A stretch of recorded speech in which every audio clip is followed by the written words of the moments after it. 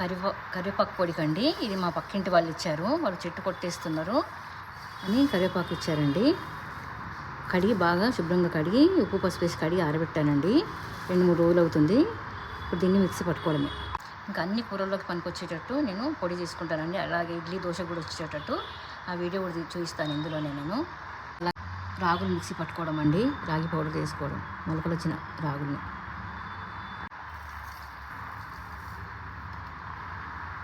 అలా కొద్దిగా వేసుకుంటూ మొత్తం రాగుల్ని సన్నగా మెత్తగా పొడి చేసుకొని పెట్టుకోవడం అండి. స్టోర్ చేసుకొని ఇలా సన్నగా మెత్తగా పొడి కొట్టుకోవడమేనండి. రాగులే కదండి, కొర్రలు, సజ్జలు, ఆల్ మిల్లెట్స్ అండి. మనము ఇలా మొలకలుగా తయారు చేసుకొని ఆ తర్వాత ఎండలో ఆరబెట్టుకొని మిక్సీ పట్టుకొని స్టోర్ చేసుకుంటే మనము చపాతీ చేసుకోవచ్చు, అంబలి చేసుకోవచ్చు, హల్వా ఏదైనానండి, బిస్కెట్స్ చేసుకోవచ్చు, ఏదైనా. అలాగే జొన్నలు, గోధుమలు కూడా అండి మార్నింగ్ అంతా ఉదయం అంతా నానబెట్టేసి నైట్ పడుకునే ముందు వడకట్టేసి పెట్టినామంటే తెల్లారి వరకు మనకు మొలకలు వచ్చేస్తాయండి ఏవైనా కూడా.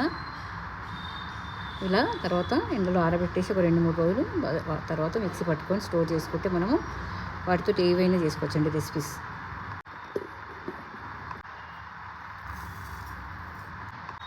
ఇంక ఇలాగే మొత్తం పట్టేసుకుంటానండి. లాస్ట్ వాయ్ అండి. ఇంక ఇంత పొడి వచ్చిందండి 1 kg రాగులకి. ఇంకా లాస్ట్ అండి.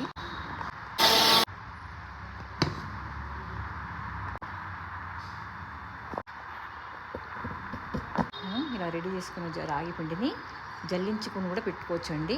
ఏమైనా సన్నగా నూకుంటే వెళ్తే దాన్ని మనం ఉప్మాలాగా కూడా వాడుకోవచ్చు. రాగి ఉప్మా ఇలా కూడా వాడుకోవచ్చు. అలా దొడ్డు కొంచెం ఏమైనా వెళ్తే ఇంకా బాగుంటుంది రాగి ఉప్మాకి.